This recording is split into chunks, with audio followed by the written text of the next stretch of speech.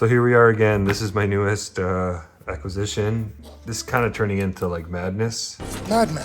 It's insane. It's crazy at this point. This is blasphemy. The fact that I'm going here again and I just bought something new, but this is kind of like my thing, I guess. So, I mean, there are worse things to be addicted to, I guess, like meth and heroin and stuff like that. So, you know, watches. That's, you know, that you never hear of anybody dying from buying too many watches. Maybe you rack up some debt or something, but thankfully I'm okay in that department for now. Let's just get this guy out. I've been really looking forward to this watch. This watch brings some new complications to the table. There's some receipts and stuff. Nicely packaged with bubble wrap. I bought this from this place called Prestige Time. This box is a little bigger than usual. I'm just gonna pull all the bubble wrap out. A little bigger than usual. Man, this is heavy. This is like the heaviest watch box by far. Before we move on, let me give you a quick little wristwatch check. Here's my Tudor 1926. I feel like this watch was appropriate given the watch that I'm about to unbox on this for you guys right now. So I've been really looking forward to getting a Longines. I've been looking at the brand for a while. I was considering buying a Hydro Conquest or even the normal Conquest. It's not the non-diver watch, but you know, I wanted to get something a little different and fits that. I don't know what this is. Maybe to clean the crystal. So it's a nice. I've got to say, this is by far the heaviest watch box that I've gotten from any watch. So definitely quality there. There we go. So this is a chronograph. It's a moon phase. Here, let's just peel this off. Wow, there's a lot of. Here we go. Okay, wow, what a beauty. So this is a moon phase, it's a chronograph, it's an annual calendar and a pointer date. So this watch gets me a lot of things that I've been wanting. I've been wanting a moon phase, and you can spend about as much as what I spent on this watch on just the moon phase complication. You can spend just as much on an annual calendar complication, and pointer dates are kind of rare. So, but yeah, I'm sure you could spend just as much on just getting a pointer date complication that I spent on this watch. And it's a chronograph. It ticked a lot of boxes for me, and it's been, man, I've been eyeing it for a while, and I felt the price was right. Man, it's heavy. I could tell. So this is the 42 millimeter version. I decided to go with the 42 just based on how, you know, the fact that there's so much going on the dial. I was debating whether to go with the 40 millimeter or the 42, but ultimately I went with the 42, even though it was a little more money, but it wasn't that much more. But it, you know, given that there's just so much going on this dial, that I felt that it was just a good idea to just go ahead and get the bigger one. Boy, this is really nice. Let's pull this out. Wow. I think this might be the heaviest watch that I own. I mean, this has all the links, but I can feel all the weight in the weight's in the case. There, you can get the item number there. It's this is, I guess, so the story goes that this is not quite new. So this is technically considered a pre-owned watch. There's I already got it ticking there.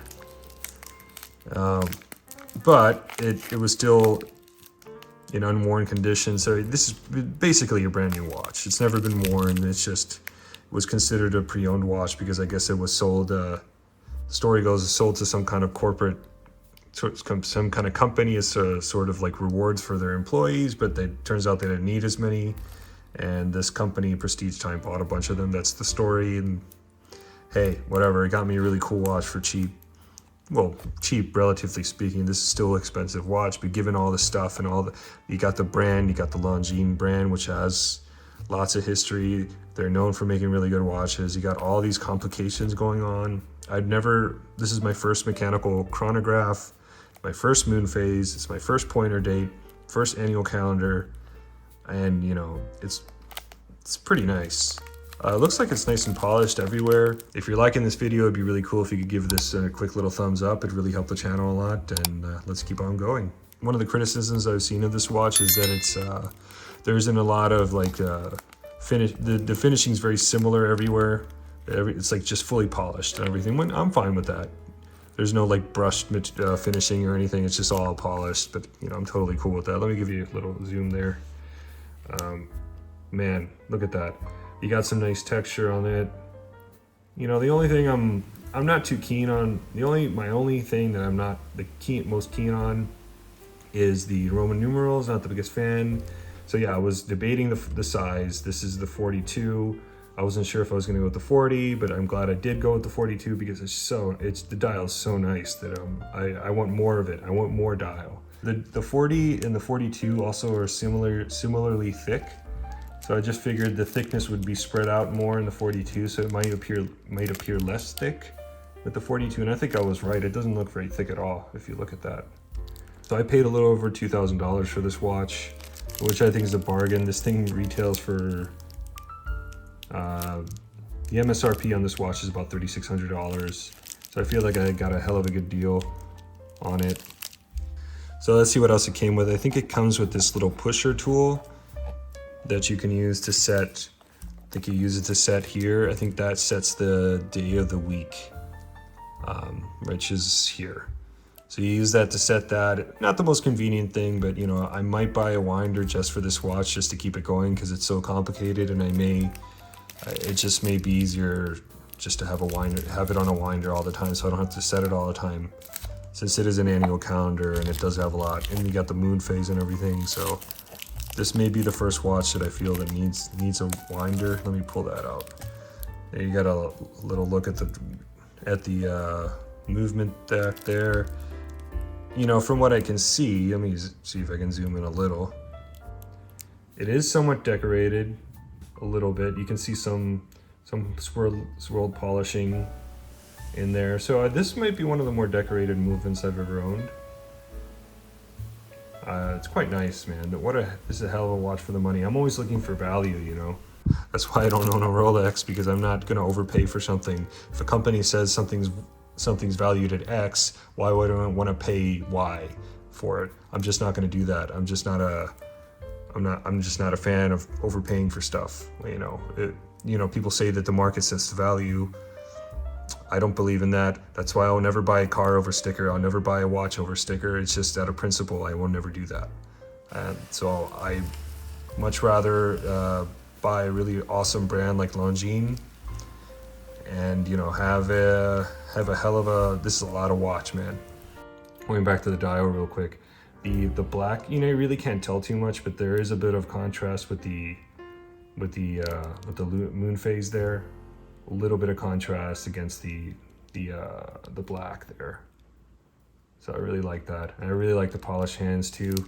Very similar to my Tudor. Similar polished hands there. Yeah. You know, in my excitement there, I forgot to mention that there is actually a 24-hour clock there on the left subdial. That's also the seconds plus it tells you, so looks like it's set to 3 a.m. right now. So it has a 24-hour subdial as well. So let's see what else is going on with this box here. Looks like I can get, no, just a little compartment in there. There's nothing here. I think there's documentation underneath. And let's see what's underneath here. I think it was supposed to come with papers and warranty. So that's another thing I liked about this watch, that it actually did come with papers. It was supposed to come with papers. Here we got papers.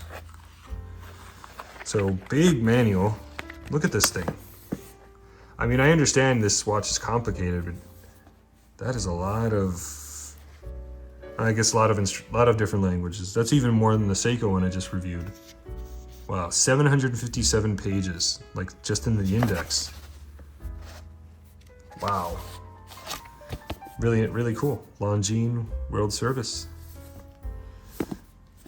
Nice, very thick book. So if you buy one of these, you got, Longines got you covered. All right, well, anyway, this is just a first look of the watch. I know that there aren't many of these out there.